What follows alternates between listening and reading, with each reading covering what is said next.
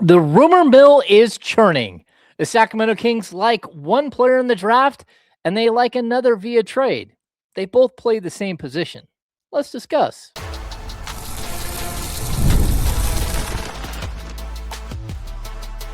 You are Locked On Kings, your daily Sacramento Kings podcast, part of the Locked On Podcast Network, your team every day.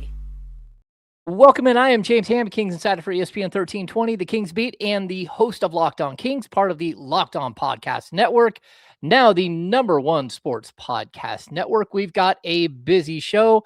Before we get to that, today's episode is brought to you by FanDuel. Before tip-off, check the FanDuel app and see what's dropping during NBA Happy Hour every Friday from 6 to 7:30 p.m. Eastern Time. All right. 3 keys to the show today. We've got Ja Morant rumors that won't stop. We've got Darius Acuff rumors that won't stop. And we've seen all of this before. All right, let's dive right into it. Before we get to a bunch of craziness here, just to be clear, since we last saw each other, I did have shoulder surgery, wearing a sling. Going to be in a little bit of pain for maybe a couple of weeks. So if I'm a little slow getting to commercial breaks, keep in mind that I've got to do this entire thing left-handed, which is not my dominant hand at all. All right, it started at the trade deadline. The Ja Morant rumors to the Sacramento Kings were warm. They weren't hot, right? At the time, my sources were clear. The Kings were interested, but nothing was imminent. They didn't even make an official offer. Now, that doesn't mean that there weren't conversations back and forth and that both teams didn't understand that there was something brewing.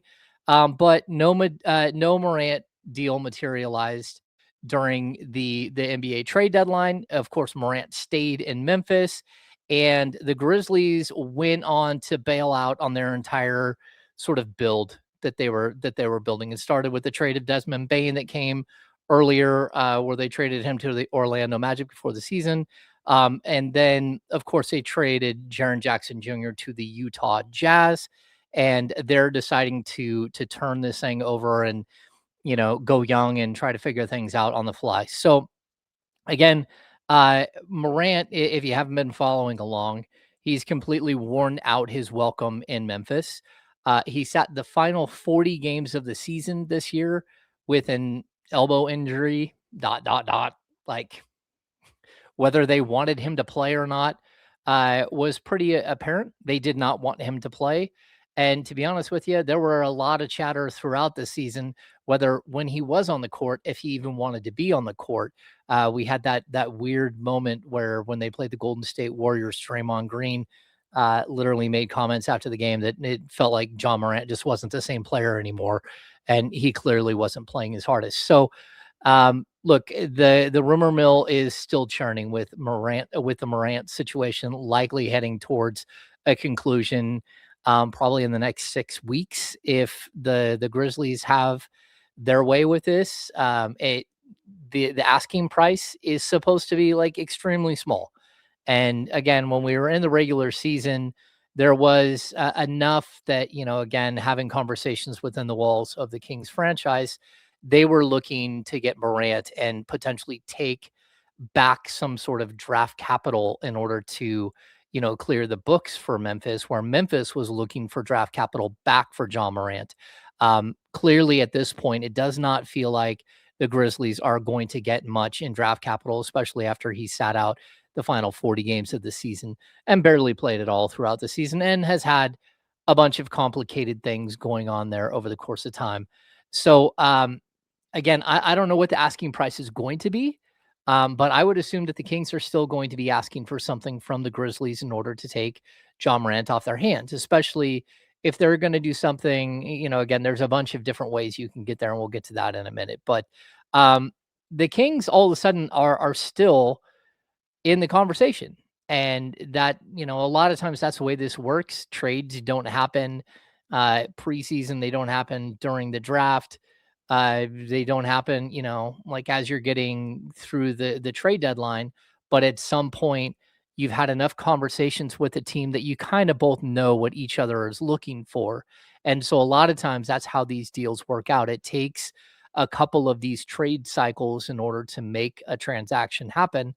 And especially when it comes to a franchise altering player like Ja Morant has been for the Memphis Grizzlies. Now, he hasn't really been the same player for a long time. And we can go back and look at all of his stats, but realistically, the numbers haven't been horrible the last couple of years, but they certainly don't match up with the player that was an all NBA player in like 2021-22, the two-time all-star player that Ja Morant is. But the deal is he's still only 26 years old. So look, when he's healthy and in the right frame of mind, he has the potential to be a top 5 point guard in the NBA. He's got 2 years left on his deal at roughly $87 million. So there is risk. It's just not that extreme. And where the Kings are at, again, they're they're at this weird situation where number one, they don't have a point guard, and number two, they clearly don't have enough talent. Like we can talk about tanking, we can talk about, maybe they lost a few more games than they should have this year, but realistically, of all the teams that were out there and losing games this season, the Kings was almost one of the more intentional, unintentional of the group. There were teams that were intentionally tanking, and it just felt like the Kings were bad.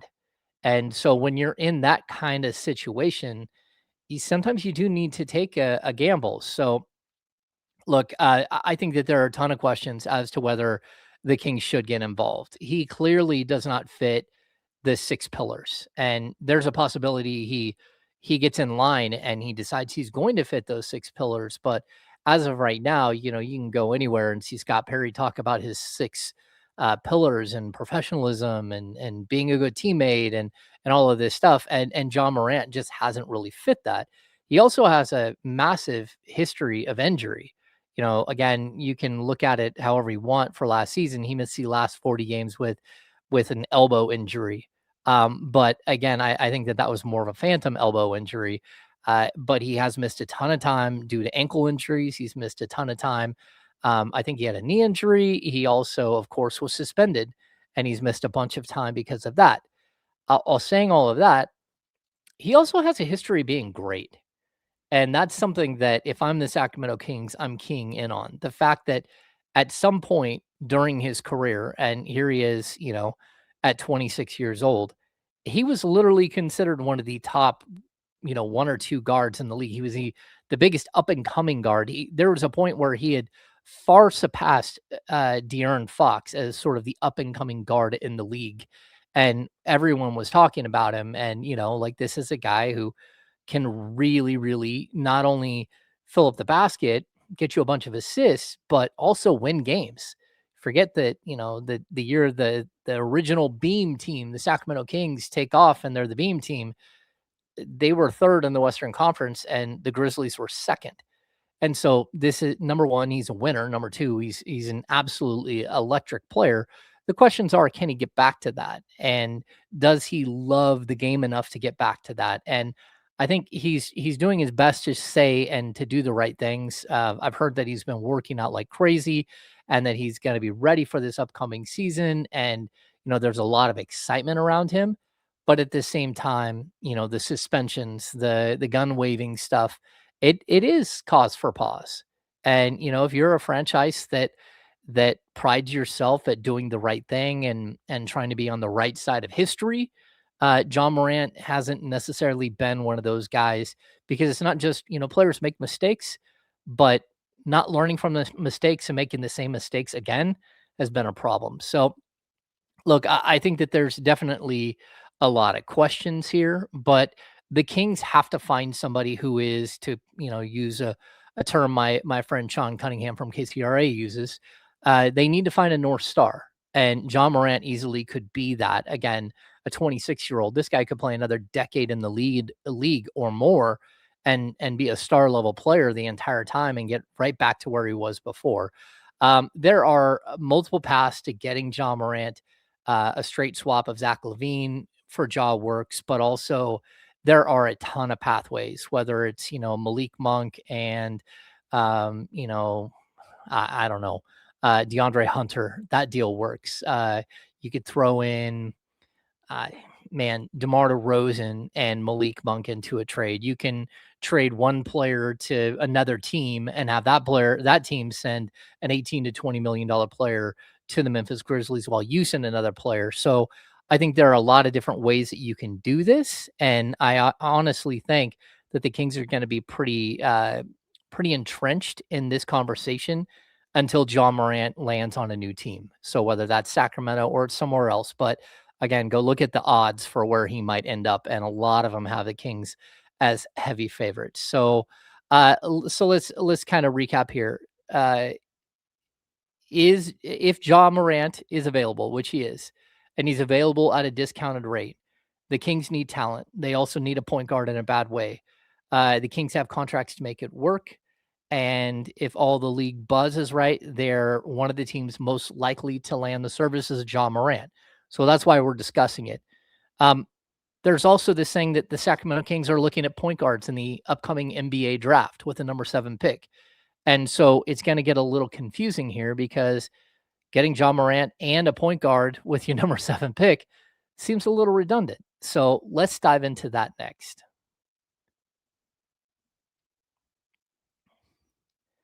Fridays already feel different during basketball season, and FanDuel is making them even better. Every Friday night before the games tip off, FanDuel's giving fans a new way to kick off the weekend with NBA Happy Hour. NBA Happy Hour is your official pregame, a limited time window where special offers drop right inside the FanDuel app before the action starts. Fridays from 6 to 7:30 Eastern have become appointment viewing with NBA Happy Hour. Opening the FanDuel app during happy hour always brings something new: boosts, bonuses, and surprises. It's easy to check the weekly specials before tip-off and make a move before the window closes. So before tip-off, check the FanDuel app and see what's dropping during NBA happy hour every Friday from 6 to 7:30 Eastern. A little basketball, a little action, and a whole lot of Friday night energy. That's NBA happy hour only on FanDuel, the official sportsbook partner of the NBA.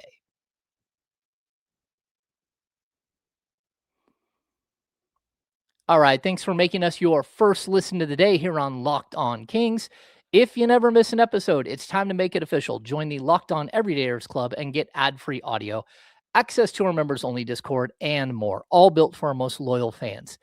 Go to lockedonkings.supercast.com to join in on the fun. All right. With the number 7 overall pick, the Sacramento Kings select Darius Acuff Jr., point guard, Arkansas. There is a lot of love around Sacramento for Darius Acuff. He projects as a big-time scoring guard at the NBA level, and he's drawn comparisons to the future Hall of Famer Damian Lillard, a guy that, surprisingly, go back to 2012, the Sacramento Kings passed on Damian Lillard, one of the biggest mistakes they ever made in the NBA draft. And instead, they took Thomas Robinson. There was some concerns as to whether they would be able to pay for Jason Thompson in free agency. Boy, how good would Damian Lillard had looked with DeMarcus Cousins? And even that could have really changed the trajectory of a guy like Tyreek Evans' career as well. But it didn't happen. So whether Acuff falls to the number 7 pick or not, we don't know at this point. But league sources have confirmed that the Kings have interest. They have a ton of interest in Darius Acuff. There's even some chatter that the Kings might be willing to move up to get Darius Acuff in the upcoming draft. And, we don't know what's going to happen on draft night, but I think the top 3 or 4 picks are pretty settled. When it comes to AJ DeBonsa and Darren Peterson, Cam Boozer, and Caleb Wilson. But then it's going to kind of be a free-for-all from picks 5, 6, 7. And there's a possibility that Acuff falls to 7. There's also a possibility that maybe he goes number 6 to the Nets. I don't see the Clippers selecting Acuff at number 5. And that's very specific. It's because they went out and got Darius Garland, who is kind of a similar style of player, similar size player. And so it doesn't really make a lot of sense to have both of them. But you do draft best player available, especially when you're drafting in the top 5 like the Clippers are. There's also a lot of rumors right now that the Clippers are that pick might be the most gettable pick out of any of the picks in in the top, 7, 8, 9 picks in the draft, that the Clippers might be open for business on that pick.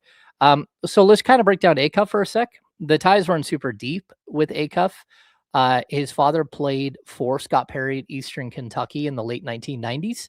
Again, a point guard. And on top of that, he also played at Arkansas. And if you guys have been watching the Sacramento Kings for the last decade plus, you should know that Arkansas head coach John Calipari and Kings chairman, majority owner Vivek Ranadive, they have a long-standing relationship. They are close.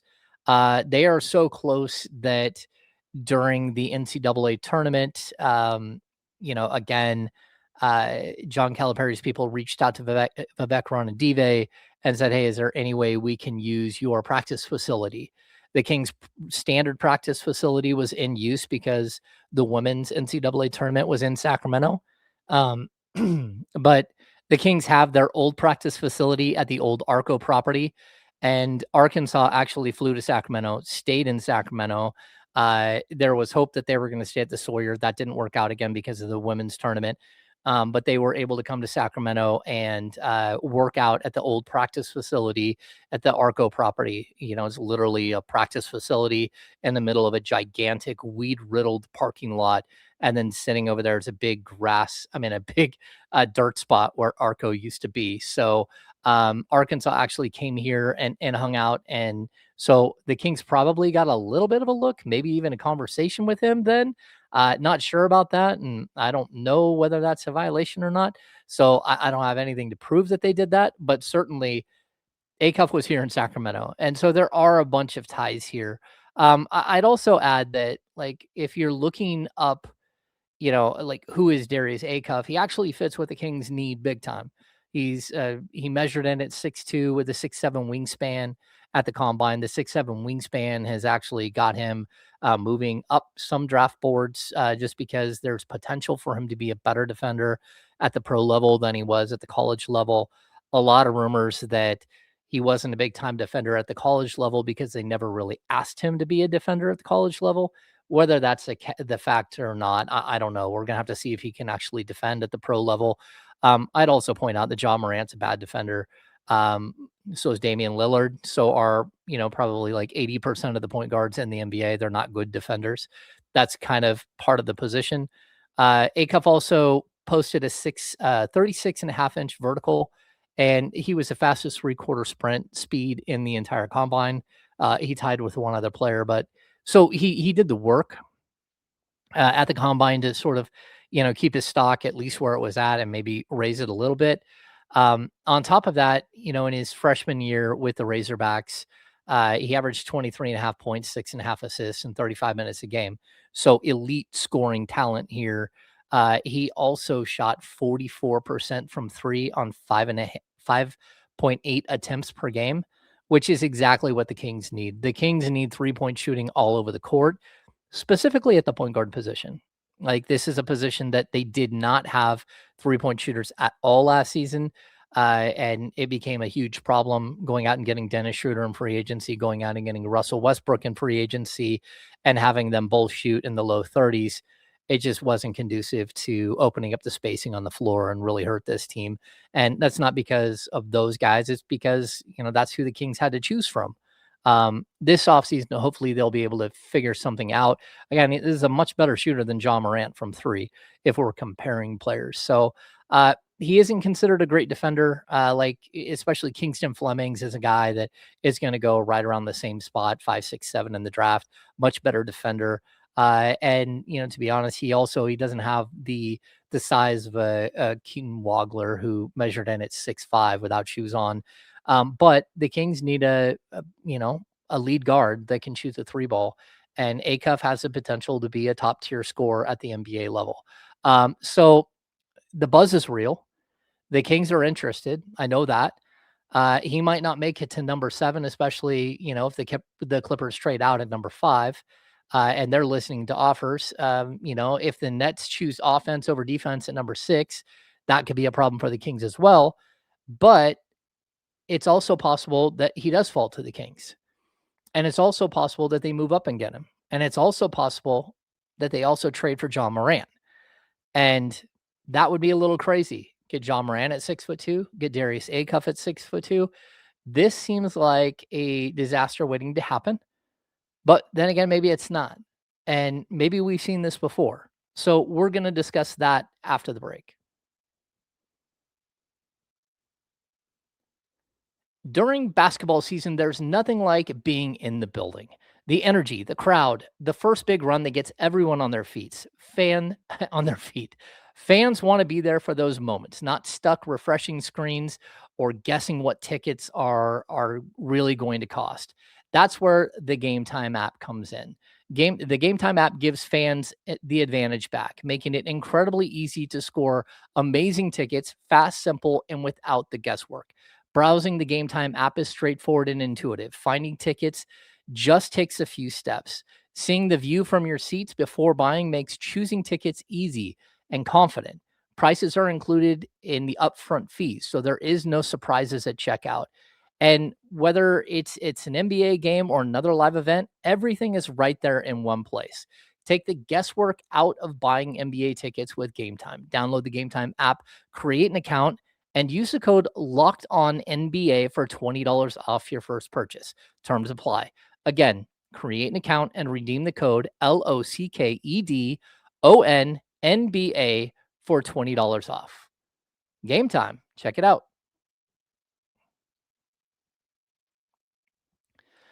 All right.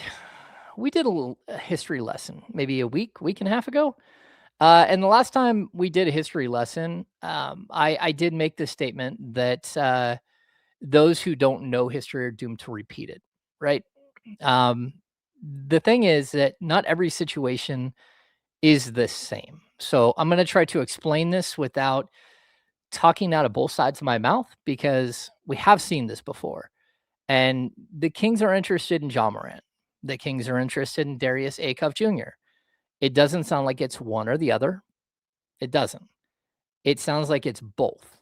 And that might confuse people. It might even confuse me because I look at this and go, hey, 2 6'2" guards, it's probably not the best idea to put that much energy and assets into one position. But then again, it is the point guard position. So look, the Kings were in a similar situation back in 2017. They had the number 5 overall pick and they went out and fell in love with another draft prospect. His name was De'Aaron Fox. And they landed him on June 22nd. And then 8 days later, when free agency started up, the Kings dove into free agency with a giant stack of cash. And they came out of that with Vince Carter and Zach Randolph. And they also got the top free agent point guard on the market that year, which was George Hill.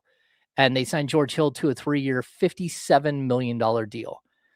The reason I bring this up is because it's not just Kings history. It's not. It is Kings history, but it's not just Kings history. Scott Perry was here in Sacramento for that short window, that 3-month window in 2017, and helped Vlade Divac get through the draft and through free agency. And it was Scott Perry who was the draw, the guy who had connections, who was able to reach out and get a Zach Randolph, that was able to get a Vince Carter and was able to get a George Hill. Now, the Fox and Hill situation didn't work out at all. George Hill never lived up to his contract in Sacramento. And in fact, he wanted out as soon as he got here in Sacramento. And at the time I was harsh on George Hill because he just like literally looked like he was disengaged and didn't want to be in Sacramento. And he had just come off his career year, averaged over 17 points a game. He was really, really good. But in his defense, I will also tell you this. He had a ton of personal issues while he was here for the short time in Sacramento. In fact, he had a very strange stretch where I think it was 3 different people in his family passed away. And a couple of times he had to leave and go to funerals. He was kind of all over the place. And so I think that's part of it. But also, I just don't think he felt like he was ready to be part of a rebuild once he got here. And that, of course, 2017, the Kings went out and had 3 first-round picks and an early second round pick in Frank Mason. They also brought Bogdan Bogdanovic over as a rookie. So they had 5 rookies in 1 year. And then they added that to the rookies they had drafted the year before, and Buddy Hield, who was a rookie the year before, and they had traded for in the DeMarcus Cousins deal. So all of a sudden they had like 10 first and second year players. And Willie Cauley-Stein in his entering his second full season, his third full season. So too much youth, and clearly it didn't work out. The Kings were able to go out and make a move, and they traded him for Iman Shumpert at the trade deadline, and were able to get out from underneath that contract. But whatever happened there, it wasn't at all what you thought you were getting. You thought you were getting a mentor for De'Aaron Fox, and while he was a teammate and he was a mentor in like a little bit, it was very short lived. And of course, Fox took a minute to become Fox. And by a minute, I mean, it took him 3 seasons to really become the player that we see today. He started out at 12 points a game, and then 17 points a game, and then 20 points per game. It was that third season where he really became who he is. And then in his 4th season where he took the leap to, well over 23 points per game. So I think it is possible that the Kings are looking at that exact situation where you want to go out and get somebody who will work alongside Darius Acuff. I don't know that, Ja Morant is that type of player, but I also think it's possible that the Kings are willing to roll the dice on a 26-year-old that they might be able to fix and to get him back on the right path. And whether that's for the Kings long term or it's for another team long term, you never know. He's under contract for 2 years, and maybe he has a great season, and then somebody comes knocking next offseason and you're able to trade him and get gold for him. Maybe he's just the I don't know, the head of the snake in Sacramento, and he's so good that you can't trade him. Then again, maybe he doesn't work out at all. And I think that that's what you have to look at in this situation, that there are so many unknowns, just like there was with the George Hill and De'Aaron Fox situation. Because when you draft a point guard, number 7 overall or number 5 overall, or wherever you get him, you have no idea if he's going to ascend, if he's going to be that player. And the fact that De'Aaron Fox got there, that doesn't mean that Darius Acuff is going to get there. The fact that Darius Acuff is 6'2" could become a problem at the NBA level. The fact that, again, he's not a great defender could become a problem at the NBA level. There's also this other pathway where, it all works out for some reason, and that you have a lightning quick guy and you have a 3-point shooter guy. And all of a sudden you start looking a little bit more like, the 2018 Portland Trailblazers with, Damian Lillard and CJ McCollum. Maybe that's something that happens. So I think what we know is that Scott Perry's willing to take that risk. And we know he's willing to take that risk because he's done it before here in Sacramento. We actually have the roadmap to what happened. And again, just because you trade for a player doesn't mean that you can't make another trade to move off that player. Or just because you trade for a player and the two guys play the same position, it doesn't mean that they can't play together. There are certain players that can't play with other guards. And, again, that was a problem with Tyrese Halliburton and De'Aaron Fox. I think it maybe could have worked out if you gave him more time. But even right now, you can see where De'Aaron Fox struggles a little bit when he's playing with Stephon Castle. He's playing with another point guard. There's nothing that says that Acuff and Ja Morant will have a problem. There's also nothing that says that the Kings will be able to land Ja Morant via trade, or that they'll be the team that's able to draft Darius Acuff. So all of this could be for nothing. But either way, I think it's an interesting conversation because we have been here before. We have seen this before, and it's literally Scott Perry who did it. So I'm intrigued by it. I don't think that, if you're going to make a strong move for Ja Morant, that people should freak out, as long as you're not giving up your first round pick here for Ja Morant. If you got to move up or down the draft, that's fine. But I don't think the Kings are going to give up their pick to get Ja. But I also I'm open to see how it all looks, see how it looks on paper, to give Darius Acuff enough time to mature and to grow into the player.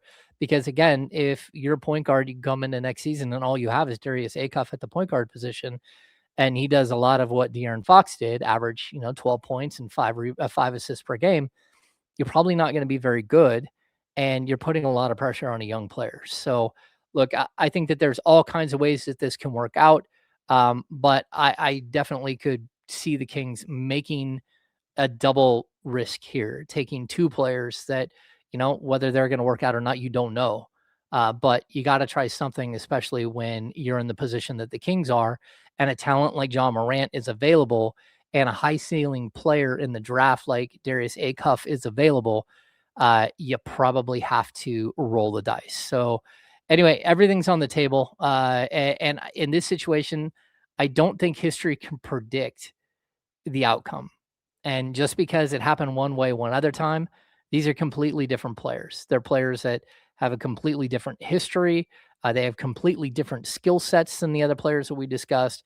So, look, it's possible the Kings strike out on both. It's possible that, Ja Morant goes somewhere else, or that Darius Acuff gets drafted before the Kings can select. It's also possible that they land both and maybe they're better for it. So we're going to have to wait and see. All right. Thanks for tuning in to today's Locked On Kings. We'll be back tomorrow, and we'll continue to sift through all of the NBA draft stuff that's happening, all of the rumors that are starting to surface. We might even talk a little playoffs, as we're now getting to the point where the Eastern Conference, Western Conference finals are about to start. Lots of Sacramento Kings in the Eastern Conference and Western Conference finals, former Sacramento Kings, I should say. If you never miss an episode, the Everydayer Club is built for you. Get Locked On Kings ad-free, plus members-only Discord access and more. Head to lockedonkings.supercast.com to join the club. For those of you on video, we send you to the first ever 24/7 National NBA YouTube channel. On audio, make sure to make your second listen of the day NBA Game Night on Locked On Kings. Thanks for tuning in. Thanks for being patient with me as I get through my shoulder stuff. And hey, we'll see you tomorrow.